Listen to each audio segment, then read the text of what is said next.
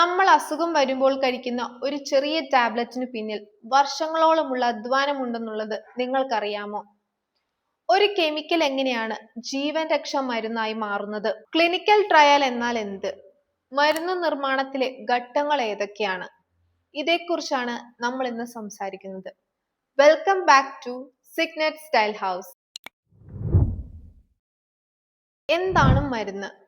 What is a drug? ഒരു രോഗത്തെ തടയാനോ രോഗനിർണയം നടത്താനോ അല്ലെങ്കിൽ ചികിത്സിക്കാനോ ഉപയോഗിക്കുന്ന ഏതൊരു പദാർത്ഥത്തെയും നമ്മൾ ഡ്രഗ് എന്ന് വിളിക്കുന്നു. ഒരു മരുന്ന് ഒരു ലാബിൽ നിന്നും മെഡിക്കൽ ഷോപ്പ് വരെ എത്താൻ ഏകദേശം 10 മുതൽ 12 വർഷം വരെ എടുക്കും. ഒരു പുതിയ കെമിക്കൽ കണ്ടെത്തി കഴിഞ്ഞാൽ അത് മനുഷ്യരിൽ പരീക്ഷിക്കുന്നതിന് മുൻപ് മൃഗങ്ങളിൽ, അതായത് എലി, മുയൽ എന്നിവയിൽ പരീക്ഷിക്കുന്നു. ഇതിലൂടെ ആ മരുന്ന് എത്രത്തോളം വിഷാംശമുള്ളതാണ് അല്ലെങ്കിൽ ടോക്സിസിറ്റി ഉള്ളതാണ് എന്നുള്ളത് മനസ്സിലാക്കാം.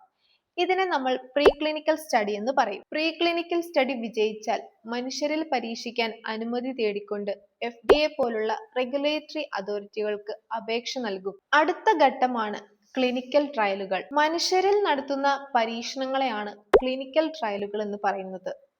എന്തിനാണ് ഇത് നടത്തുന്നത്? മരുന്ന് സുരക്ഷിതമാണോ എന്ന് ഉറപ്പുവരുത്താൻ, മരുന്ന് ഉദ്ദേശിച്ച ഫലം നൽകുന്നുണ്ടോ എന്ന് നോക്കാൻ, മരുന്ന് എത്ര അളവിൽ നൽകണം അല്ലെങ്കിൽ എത്ര ഡോസിൽ നൽകണം എന്ന് തീരുമാനിക്കുന്നതൊക്കെ ഈ ക്ലിനിക്കൽ ട്രയൽ വഴിയാണ്. ക്ലിനിക്കൽ ട്രയലുകൾ പ്രധാനമായും 4 ഘട്ടങ്ങളിലൂടെയാണ് കടന്നു പോകുന്നത്.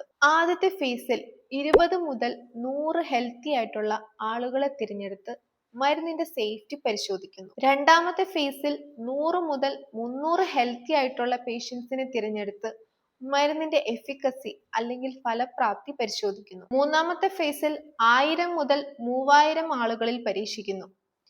ഇവിടെ കൂടുതൽ ആളുകളിൽ പരീക്ഷിച്ച് ഗുണഫലങ്ങൾ ഉറപ്പിക്കുന്നു. നാലാമത്തെ ഫേസ് പൊതുജനങ്ങളിലാണ്. മരുന്ന് പുറത്തിറങ്ങിയ ശേഷമുള്ള നിരീക്ഷണമാണിത്. ഇതിനെ നമ്മൾ പോസ്റ്റ് മാർക്കറ്റിംഗ് സർവൈലൻസ് എന്ന് പറയുന്നു. ഒരു മരുന്ന് മാർക്കറ്റിൽ എത്തിക്കഴിഞ്ഞാൽ ആ ജോലി അവിടെ അവസാനിക്കുന്നില്ല. ഇവിടെയാണ് എന്നെ പോലുള്ള ഫാർമക്കോ വിജിലൻസ് ഓഫീസറുടെ പ്രാധാന്യം. മരുന്ന് കഴിച്ചതിന് ശേഷം ആർക്കെങ്കിലും അപ്രതീക്ഷിതമായ പാർശ്വഫലങ്ങൾ, അതായത് അഡ്വേഴ്സ് ഡ്രഗ് റിയാക്ഷൻസ് മോണിറ്റർ ചെയ്യുക, ഈ വിവരങ്ങൾ ശേഖരിച്ച് അനലൈസ് ചെയ്യുക, മരുന്നിന്റെ ഗുണത്തെക്കാൾ ഏറെ ദോഷമാണെന്ന് കണ്ടാൽ അത് അധികാരികളെ അറിയിക്കുകയും ആ മരുന്ന് വിപണിയിൽ നിന്ന് പിൻവലിക്കാൻ സഹായിക്കുകയും ചെയ്യുക എന്നതാണ് ഒരു ഫാർമക്കോ വിജിലൻസ് ഓഫീസറുടെ ഡ്യൂട്ടി. ഇത്തരത്തിൽ ലഭിക്കുന്ന വിവരങ്ങൾ റെഗുലേറ്ററി അതോറിറ്റികൾ വിശകലനം ചെയ്ത് മരുന്നിന്റെ ലേബലിൽ മാറ്റം വരുത്തണോ അതോ മരുന്ന് വിപണിയിൽ നിന്ന് നിർത്തലാക്കണോ എന്ന് തീരുമാനിക്കുന്നു. FDA മാത്രമല്ല, യൂറോപ്പിൽ EMAയും ഇന്ത്യയിൽ CDSOയും കർശനമായ നിയമങ്ങൾ പാലിക്കുന്നു. ചുരുക്കത്തിൽ ലാബിലെ പരീക്ഷണങ്ങൾ മുതൽ ഫാർമക്കോ വിജിലൻസ് വരെയുള്ള ഓരോ ഘട്ടവും മനുഷ്യജീവന്റെ സുരക്ഷയ്ക്ക് വേണ്ടിയുള്ള കാര്യങ്ങളാണ്. ഈ വീഡിയോ നിങ്ങൾക്ക് ഇഷ്ടപ്പെട്ടിട്ടുണ്ടെങ്കിൽ ലൈക്ക് ചെയ്യുക, ഷെയർ ചെയ്യുക, സബ്സ്ക്രൈബ് ചെയ്യുക. ഞങ്ങളുടെ ഇൻസ്റ്റാഗ്രാം പേജ് ഫോളോ ചെയ്യുക. ഇതുപോലുള്ള ഇൻഫോർമേറ്റീവ് വീഡിയോസ് ഒക്കെ ആയിട്ട് നമുക്ക് വീണ്ടും കാണാം. ബൈ.